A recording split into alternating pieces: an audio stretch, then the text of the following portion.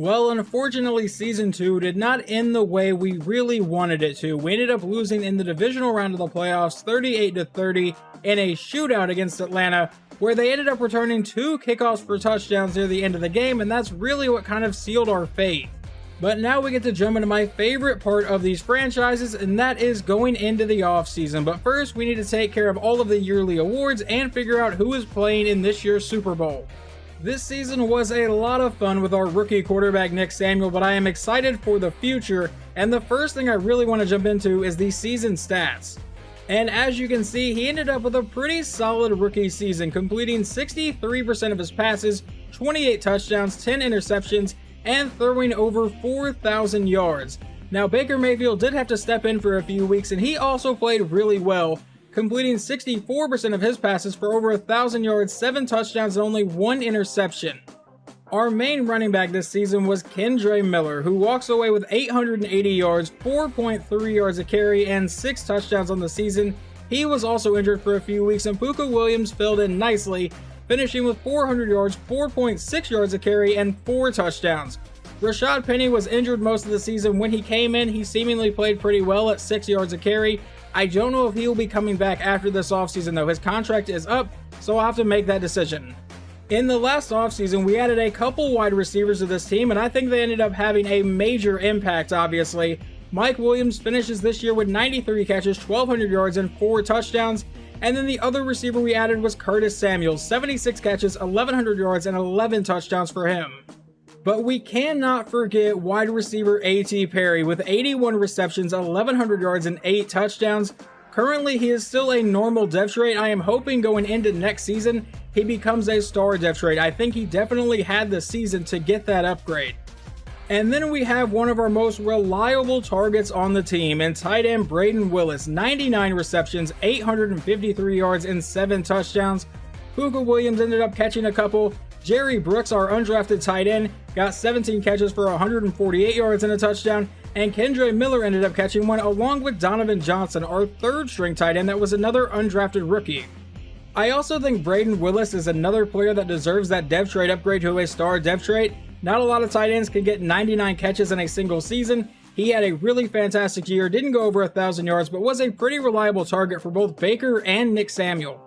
Leading our team in tackles was Anthony Barr, who came away with 137. Darnell Savage got 110. Trey Flowers ended up with 103. Tackles for loss is going to go to Yannick Ngakoue, who came away with 20. And then Obo Okoronkwo led the team in sacks with 16. Now, if you remember, at one point this year, he had 15. That was at like the midway point. The second I highlighted that, he stopped getting sacks, I believe, until the final game of the season. Obviously, it was a career year for Obo Okoronkwo because his second highest sack total is 5 just a couple of years ago in Houston. But if we go and look at his season stats here, if we scroll all the way back to week 1, he got half a sack, then 2 sacks, 2 sacks, 3.5, 3 sacks, 3 sacks, 1 sack. And that is where I believe I gave the update. And I thought he was going to have just this fantastic season. And then you can see here, he did not get another sack until week 18 against the Panthers. Now, he did have one in the wildcard round against Seattle. Obviously, that doesn't go on a stat sheet, and he didn't get one against Atlanta. But he had a pretty good year as well, and I kind of expect him to go up to the star depth trait, but obviously I can't, confirm that. Now, I did have to go look this up because I was genuinely curious. Last season, we only got 4 interceptions the entire year of Season 1, and no one came away with more than 1. Obviously, we had free agency, and we added a bit of help. Avonte Maddox ended up being a pretty big signing. He's going to lead the team in interceptions with 4. I believe even had a couple game-winning plays, including a game-winning pick 6 if I remember. But past that, Anthony Barr got 2, Darnell Savage got 2, Michael Davis got 2, and then the following players all got 1. DeMarco Jackson, Will Thomas, Colt Clinton, and Devon Woodbury. Now the cool thing about these final 3 players right here is they're all rookies, so I love to see those guys get involved. We got in field goal range a lot more this season apparently, because Christopher Dunn last season only attempted 18 field goals. This year he went 28 of 33. A lower field goal percentage, but obviously a lot more attempts here. I also love to see this stat go down a little bit. Michael Turk attempted 84 punts last year. This year only attempted 70 punts. While I cannot guarantee it because I don't know exactly how this game works, I can show you guys that right now for the yearly awards, the NFC Offensive Rookie of the Year right now is set to be Nick Samuel. I don't know if this can still change or anything like that, so we'll find out in a little bit, but I right now can show you that Nick Samuel is the favorite. Now, leading the league in passing yards is going to be Patrick Mahomes with over 5,100. The most touchdowns is going to go to Joe Burrow, who threw 42 but only 4 interceptions, and the most interceptions is going to go to Mac Jones. Now let's see who the most accurate quarterback was that attempted a decent amount of passes. It looks like Lamar Jackson completed 74%. This is a stat I don't know if I want to lead the league in anytime soon. I love Nick Samuel, but he's thrown 550 passes this year. He missed a handful of games and still only finished second behind Mahomes. The most rushing attempts this season goes to Austin Eckler with 328 carries. Most yards is Derrick Henry, who had the most yards per carry that actually got a decent amount of runs here. I have to scroll down a little bit. That's going to be Derrick Henry at 5.3, and the most touchdowns goes to Josh Jacobs, who got 20. Now, who fumbled the ball the most? That is a tie between a lot of players. Justin Jefferson leads the league with 102 receptions this season. CeeDee Lamb and Stephon Diggs both got over 100, and then Braden Willis ties Cooper Kupp with 99. The most yards goes to Cooper Kupp with 1,400, and the most touchdowns is going to go to Devontae Smith, Michael Gallup, and Travis Kelce, who all caught 14. Now, over on the defensive side of the ball, Shaq Thompson and Anthony Barr both tie for the most tackles in the league with 137. Tackles for loss is going to go to Chase Young, and sacks is going to go to TJ Watt, who got 22.5. Interceptions goes to Trayvon Diggs, who came away with 7. I want to see who had the most pass deflections. That's going to go to Tremaine Edmonds, Fred Warner, and Shaq Leonard, who all got 15. And forced fumbles, Zaven Collins forced 4 on the year. Our kicker, Christopher Dunn, attempted the most field goals on the year by far here, 8 above second place. He also made the most this year, 28 over second place being 22. But the most accurate kicker is going to go to Riley Patterson in Dallas, who went 20 for 20. And then Rylan went 17 for 18. It looks like Matt Gay was also perfect, but he only kicked 9 field goals, so I don't really think I can count that. Last year, Michael Turk punted the ball the most in the league, and he's going to do it again this year, but at least it's not as big as a gap as it was last year. I don't remember what the gap was, but I know 84 by far led the league. Second place, we only punted 7 more times than Jake Bailey. You know, it's good to know there were only 3 punt return touchdowns in the regular season, 2 of them by the Steelers, 1 of them by the Panthers. That one was against us. And then the kick returner for the Falcons managed to return 2 in 1 game. We finished this year as the number 5 offense in points per game, the number 2 passing offense, but the number 31 rushing offense, and then over on defense, the number 30 scoring defense, and then dead last in both passing and rushing yards per game. I know it was defensive coordinator Sammy Rios' first season here with the Bison, but when you finish dead last in both passing and rushing defense and number 30 in points per game, we're going to go ahead and fire you. I really don't think anyone would really keep their job following that season, so we will need a new defensive coordinator. And I think defensive coordinator Josh Morton is going to be the one that we hire to replace him. You can see he already has a bit of tree 1 done and a lot of tree 2. Not much of the 3rd tree, but that's not too much of a concern. So yeah, it looks like Josh Morton will be the guy we are hiring here. Now obviously that move gave us a few staff points to use. The main thing I wanted, and I already bought with it, is going to be the final piece here. You can see I haven't really touched the offensive development tree, but I really wanted this one because now all players on our team will count as a scheme fit during training. And now I'm pretty sure the rest of these points are going to go into our offensive coordinator to secure the line because I really want to upgrade our offensive line this offseason. I felt like it was a lot better than season 1 here, but it was not as good as it really could have been. So yeah, I'm just going to throw the rest of these into this guy. And I think we only have room for 1 more, and we'll go ahead and boost the strength for the offensive line here. Now that all the stats are out of the way, we can finally look at the Pro Bowl roster. Our quarterback does not make it, our running backs don't make it, we don't even have a fullback on the roster, I believe. Can we get one of our receivers in here? Absolutely not, it looks like. But we do get Braden Willis in at tight end. That's obviously pretty good for us. I highly doubt any of our linemen are going to make it here, so we're just going to scroll past that. What about defense? None of our defensive ends are going to make it here. Defensive tackle? I don't see anyone, but the Eagles did get Jordan Davis and Jalen Carter both as DT 1 and 2 in the Pro Bowl. None of our linebackers should make it here. I don't think any of them had a terrific season. Did any of our corners make it? Can we get Avonte Maddox in here? No, we can't. What about safety? Not a chance. No kicker, no punter. We don't get our punter in even though he punted the most in the league. and then obviously no returners. I would say it's a pretty big upset there that the Atlanta Falcons defeated the 1 seed Dallas Cowboys in Dallas 31-21. So this year's Super Bowl will be between the Atlanta Falcons and the Kansas City Chiefs, neither of which actually ended up winning their division. But now that we are finally at the week of the Super Bowl, let's go ahead and look at the yearly awards. The first award you get to see is the NFL MVP goes to Patrick Mahomes, and none of our guys are going to be on this list obviously, but Coach of the Year goes to Mike McCarthy. Do we get on this list at all? No, we don't. Now, I always like to start in the conference that my team is not actually in whenever I look at yearly awards, so that's why we're going to start with the AFC. The Offensive Player of the Year is Lamar Jackson. Defensive Player of the Year is TJ Watt. Offensive Rookie is Joseph Simmons for the Bills. Defensive Rookie is Enrique Overstreet for the Bills, so they have two pretty solid rookies. Best Quarterback goes to Joe Burrow. Best Running Back is Josh Jacobs. Best Wide Receiver is Quez Watkins in Cincinnati.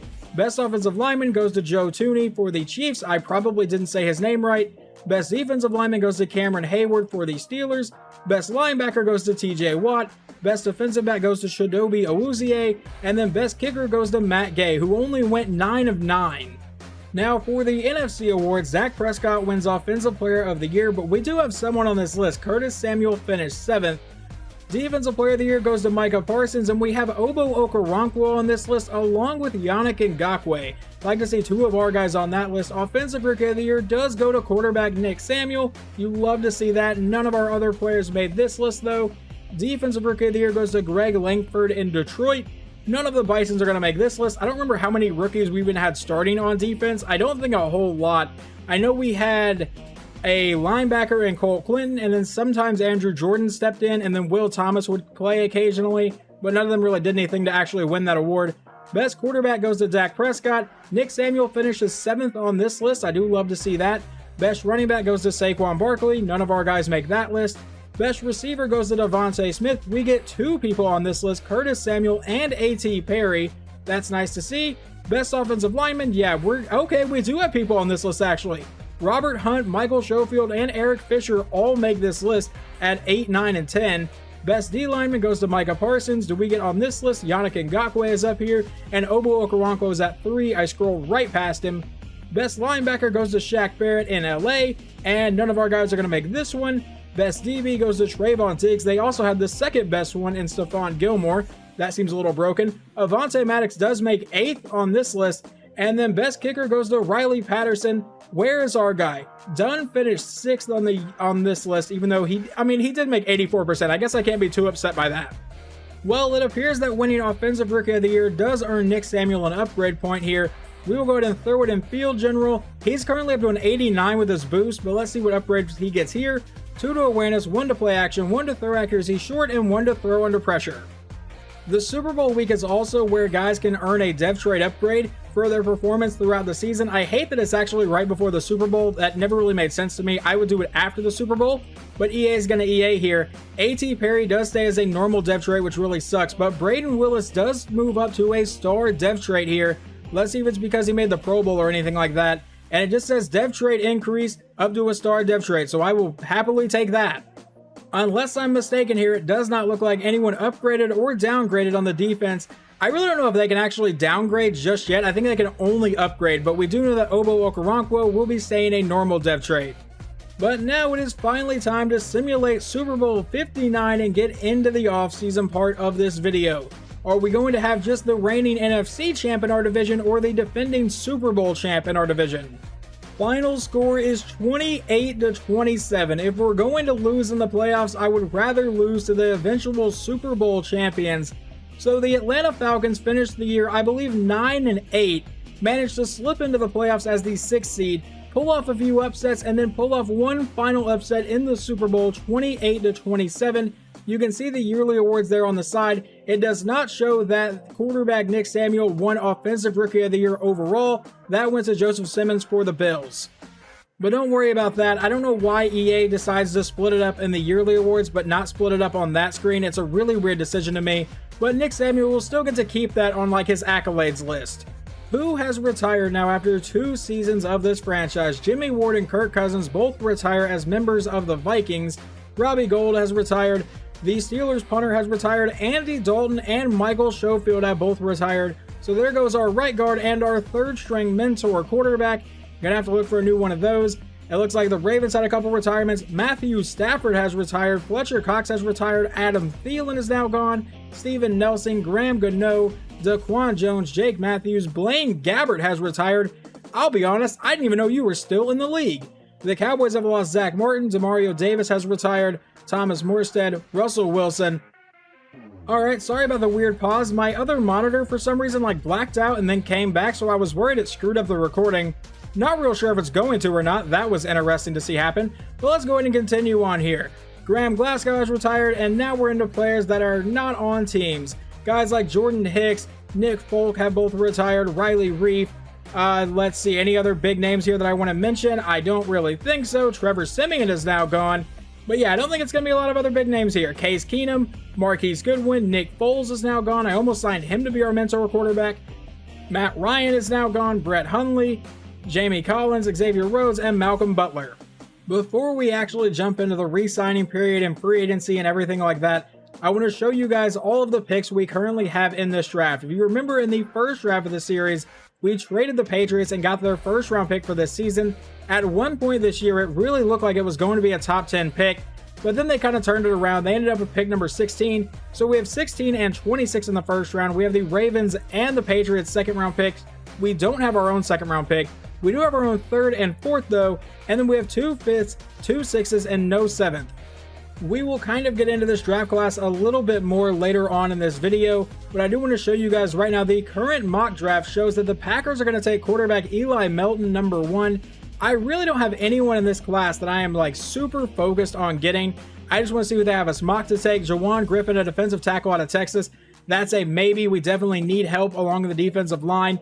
And then at our other pick down here at 26, defensive tackle Derek Taylor. I don't know if I'll take 2 in the first round, but it is a possibility. I know I also scouted tight end Lucas Manuel at one point this season. He seems like he's going to be really, really good. Obviously, Braden Willis is a fantastic tight end, but if this guy kills the combine, I'll definitely have to consider it in the first round.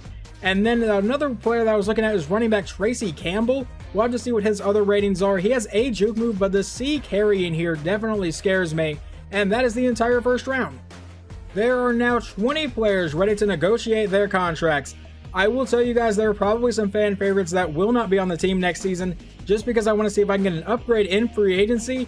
But for right now, let's see who's returning. I was waiting on Jerry Brooks to see if he would keep his superstar dev trait after really not getting involved much this season. It looks like he has kept it, so we're going to offer a 3-year contract here, and Jerry Brooks will be coming back. However, past Jerry Brooks, these guys either don't want to come back or I'm not interested in bringing them back. Donovan Johnson was one of the undrafted guys. He had a star dev trait, didn't really get involved, falls down to a normal. Same thing with Andrew Jordan. I was really hoping Jordan could keep his star dev trait, but he also regresses down to a normal. And everyone else, I think I can get a better option in free agency. Guys like Trey Flowers made a big impact, but he's 30 years old, doesn't have a lot of interest in coming back here. So everyone else here will be hitting the open market, and I guess now we'll just jump into free agency. This is what the offense looks like heading into free agency. I don't expect a lot of it to change, to be completely honest with you. The offensive line, I'll probably look to see if there's anyone better that I can really sign, and then maybe a superstar running back, but it would need to be a really, really good running back, because I love the duo of Kendre Miller and Puka Williams, but we also were dead last in running the ball last year. Another part we were dead last in was the overall defense, so that's definitely going to need to change here. The defensive line, pretty much no one's job is safe. I know Obo Okoronkwo had a fantastic start to the year, but the second half of the year, he didn't look so great. So if we can get some better defensive ends, that would be amazing. We are definitely going to need some defensive tackles, and I would love to finally actually land a middle linebacker, but no guarantees on that. I believe in the last offseason video, the way I handled free agency is I showed you guys every single stage and all the contracts I was offering. I've decided not to do that this year. I'm just going to show you guys everyone that has signed and is now a member of the Oklahoma City Bison. Starting with our brand new mentor quarterback, and that'll be Derek Carr. He is a 69 overall, but the main thing I'm concerned about is that mentor player tag so Nick Samuel can continue to get more experience. I have also brought back safety Andrew Jordan. He actually had the highest zone coverage in free agency at an 84, so we're going to continue to develop him and see if I can't turn him into a starter. Then we have our brand new power backs, the JP Ryan. Yes, my Sooner bias is going to show here, but he comes in with 85 speed, 86 trucking, 83 stiff arm. Hopefully he can be a better goal line back than what we had last season. I did decide to sign one wide receiver, and that'll be Devin Duvernay. It's not even a guarantee he will make the roster right now. He is on a one-year contract. He will have to show something in the preseason for me to keep him, but he does come in with 94 speed, 92 acceleration. Right now has 87 catching and 85 catching traffic, both of those pretty solid. Then we will also have a kicker battle. Yes, I know our kicker had to attempt a lot of field goals last year, but at 84%, he missed a lot of long field goals. I think that was most of his misses. So I've signed Harrison Butker, who has 97 kick power and 88 kick accuracy. We will see how those two stack up against each other, and I'll make that decision either in the preseason or right before it. Now moving on to the first of three pretty big signings that I pulled off. The first one is going to be free safety Eddie Jackson. Comes in as an 83 overall with a scheme fit, 91 speed, 80 zone coverage, 81 pursuit. I'm really hoping he can help shore up the secondary a little bit. The next player I brought in is definitely a big name here in the NFL, now an aging veteran. Going into his 12th year, we have signed Khalil Mack, a veteran outside linebacker, but he will not be playing outside linebacker for us. That doesn't really fit our scheme. We're going to go in here and change him to left end, and I'm showing you guys this so you can see this is the only thing I'm changing, and we'll go ahead and save changes. And he went from an 83 overall outside linebacker that didn't really fit our scheme to an 84 overall defensive end that is a scheme fit. And we're actually going to be doing this twice because I also signed Hassan Reddick. He is an 87 overall right now outside linebacker, but once again will not be playing outside linebacker. We're going to move him over to right end. We did not sign a defensive tackle like I wanted to, which really sucks, but let's go ahead and save changes and see how much we have helped the defensive line. I believe Reddick actually dropped an overall point there. I think he was an 87, but now he's an 86 overall and actually a scheme fit for our defense. Now here is the free agency recap so you guys can see everyone that changed teams. Joel Bitonio is headed to Carolina, Wyatt Teller is a Jaguar, David Njoku is headed to Indianapolis, DeAndre Hopkins is headed back to Houston, Stephon Gilmore is headed to the Rams, we got Khalil Mack, Teron Johnson is now a Colt, Ramondre Stevenson is headed to Carolina. That is another player that I thought about signing to be our power back. We landed Eddie Jackson, Zadarius Smith is headed to Atlanta, and then Rondale Moore is now a Jacksonville Jaguar, and then Elijah Moore is headed to Carolina. Just for some quick quarterback changes, Jared Goff is apparently going to go back to the Rams here, Trey Lance is now a Buccaneer, and Jordan Love is now a Bronco. One of the only players we lost out on is I tried to get center David Andrews, but he decided to sign with Pittsburgh, and I lost one other player too when it was a wide receiver. I attempted to sign Quez Watkins, but he has signed with Tennessee instead. Instead of landing Quez Watkins, we landed Devin Duvernay. It was a very similar contract, just Duvernay is a little bit slower, but now we can go into scouting for the private workouts. The first player I want to use one of our private workouts on is middle linebacker Darnell Waters out of Georgia. I know he has C block shedding, A zone coverage, he also has A man coverage and B awareness and elite level speed. So this will be the first guy that we look at drafting. Just the only thing I'm concerned about is that B to D tackling. I'm going to hope it's a B. Our second private scouting point is going to go to John Marion, an outside linebacker out of TCU. We know he has A pursuit. I don't know a lot else about him. B to D awareness, C man coverage, A pursuit, A hit power. I love that. And then elite speed as well. We're going to make our linebacking core apparently speedy as hell. And the final player we're going to scout here is going to be defensive tackle Jawan Griffin. I believe he was actually one of our picks in a mock draft that we looked at earlier in this video. But we know he has A tackle, C awareness, which concerns me a bit, but the A tackle, A play rec, his A to C block shed, and if that's an A, he's probably going to be a first round pick. So these will be the three guys that we're using our private scouting points on. I'm not going to guarantee that most of this draft will be defense, but it was definitely our weakest point considering we had the number 2 offense and the number 32 defense. We definitely need to improve it. In the final mock draft, it has us taking wide receiver DeAndre Jackson here. I don't think that's going to happen. You can see on the right side of the screen, he has D catching, deep route running, and release, and then C catching traffic. That is not going to be a player I spend a first round pick on. And then finally down here at 26, defensive tackle Demetri Thomas. Hopefully we end up with a defensive tackle. I obviously can't guarantee that right now. Well, let's go ahead and jump into the next draft. With the number 1 pick in the draft, the Green Bay Packers are going to take quarterback, I imagine, Eli Melton. He has been the number 1 player in this class pretty much the entire time. Now the number 2 pick to the Texans, they will end up taking a defensive end out of Memphis. The Jets with pick number 3 take an outside linebacker out of Arizona State. I am not going to worry about trading up in this draft. The Bears with pick 4 take a defensive end out of Washington. The Lions with pick 5 are going to take a tackle out of Michigan. With pick 6, the Cardinals are going to take a defensive tackle out of Alabama. With pick 7, the 49ers are going to take an outside linebacker out of South Carolina. With pick 8, the Broncos are going to take a left tackle out of Ohio State. With the 9th pick, the Jaguars are going to take a defensive tackle out of South Carolina. With the 10th pick, Tampa Bay will select a middle linebacker out of Tennessee. Forrest Garrison was probably the best middle linebacker in this draft, but I did not think he would fall to us. Now at pick 11, the Giants are going to take a defensive tackle out of Alabama. With pick 12, the Carolina Panthers are going to take Kevin Parks, a defensive end out of Michigan. With pick 13, the Texans are going to take a defensive tackle out of Texas, and that was Jawan Griffin. That was the one we actually scouted. With pick 14, the Ravens are going to take a right tackle out of Washington. And now, for the 15th pick, the Washington Commanders are going to select right tackle Jay Guyton out of Oregon State. Now it is our turn. I don't think I'm going to burn the 16th overall pick on him, and having a tight end with a star dev trait and a backup tight end with a superstar dev trait kind of makes me hesitant to draft him at all, but Lucas Manuel looks like he's going to be a monster. A catching traffic, A catching, A deep route running. He can't really run block at all, but he also has elite speed for a tight end, running a 4.5 at the Pro Day. Well, I've been bouncing around the first round for a while now, but I think I've finally landed on defensive tackle Dimitri Thomas. I don't think there's anyone right now that really just stands out as like an elite level prospect, but Thomas is a position of need and he seems to be pretty good. B awareness, B block shedding, A play rec, A tackle. His strength is listed as great, so we're going to take Dimitri Thomas, the defensive tackle out of USC. Welcome to Oklahoma City with a normal dev trait. That is really what I was afraid of. Let's just do the rest of the first round, and hopefully I can get that guy to get a dev trait upgrade, or hopefully he comes in as a decent rating.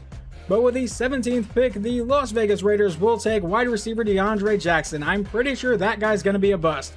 With pick 18, Dwayne Townsend, a defensive back, goes to Tennessee.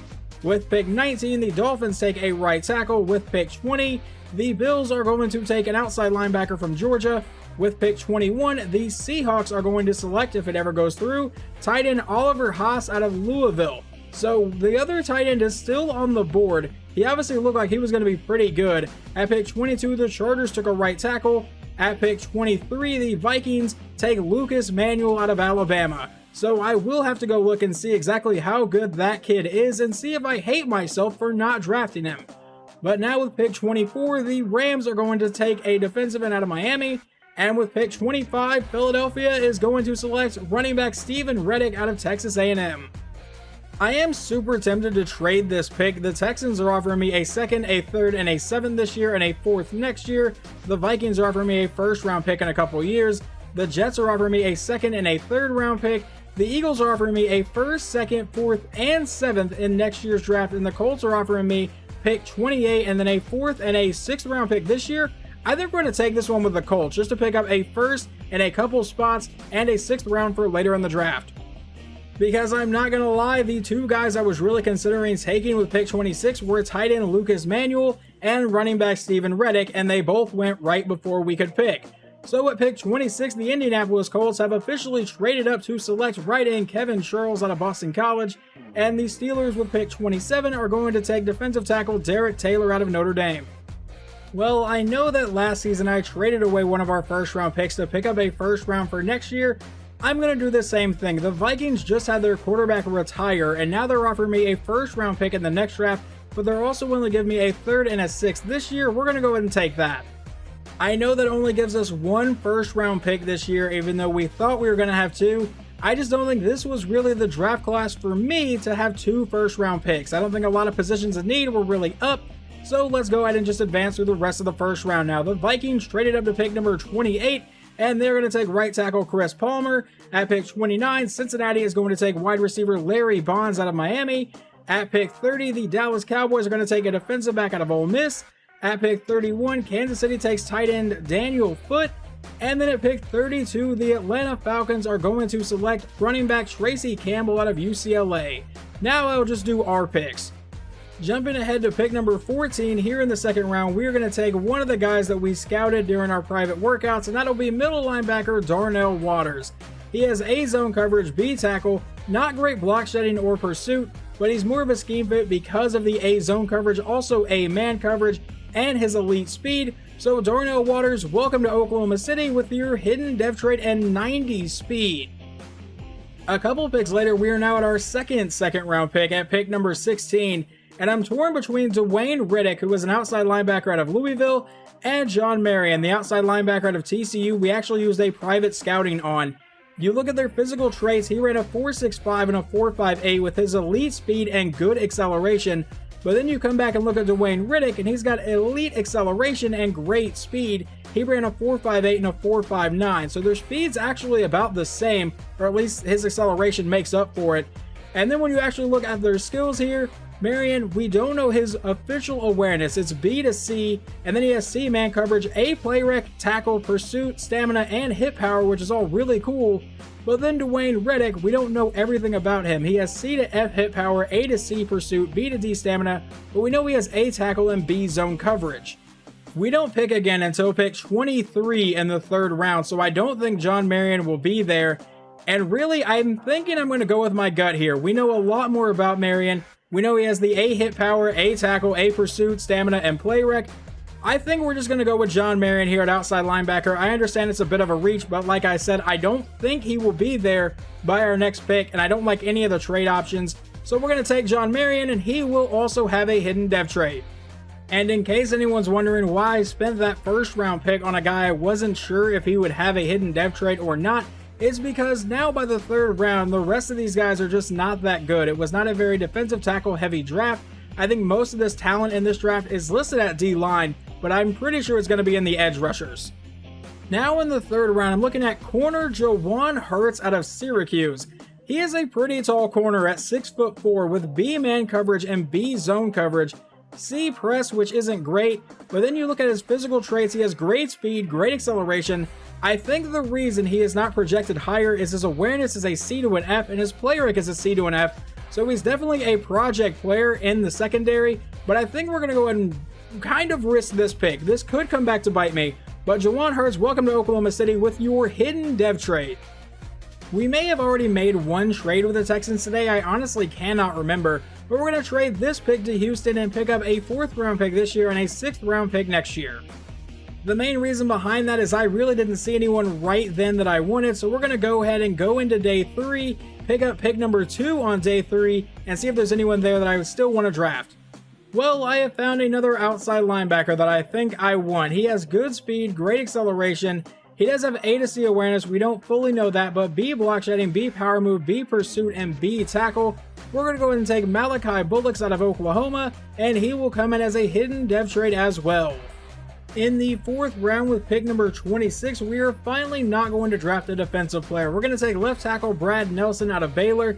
He is a projected undrafted free agent, but does have day 3 talent, B awareness, B impact block, C pass block, and C run block. Not the best physical traits, but hopefully we can actually develop him a little bit. But Brad Nelson will come in with a normal dev trait. Not really shocked about that one. Now that we are in round number 5 here, I think I have waited long enough. Wide receiver Jared Bartow was projected in rounds 1 to 2. He is 6'5", 220 pounds. He did not compete at the Combine or the Pro Day. He has solid speed, elite strength, and elite jumping.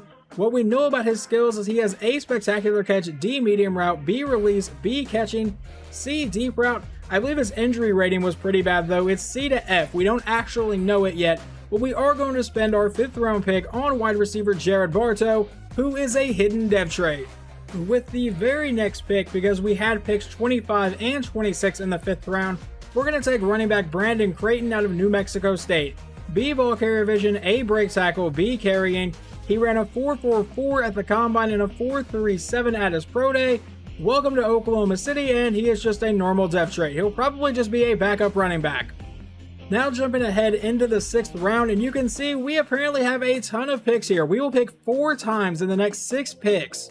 With the first of these picks, we're going to take defensive tackle LaRon Sherrod. I have no idea if this guy's even going to make the roster.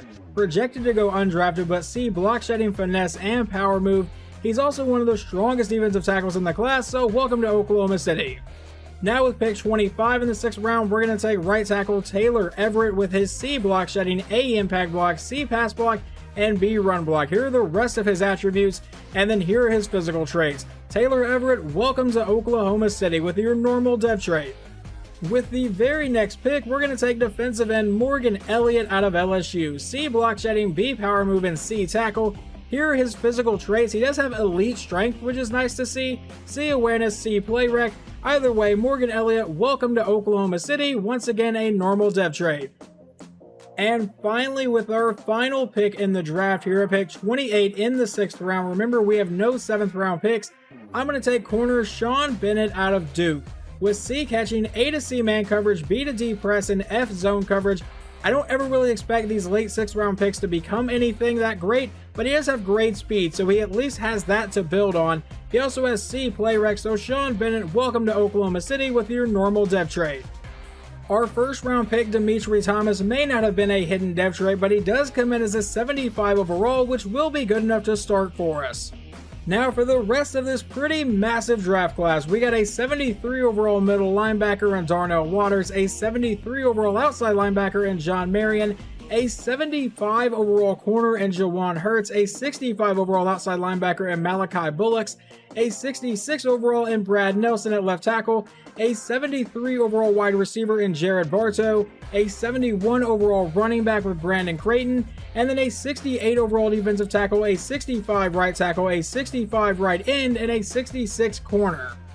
Hopefully when the other draft classes drop, this weird body glitch is over with. I don't know why EA allowed the game to release with this glitch. I have no idea how it got past them, besides the fact that they're a horrible company when it comes to playtesting their glitches.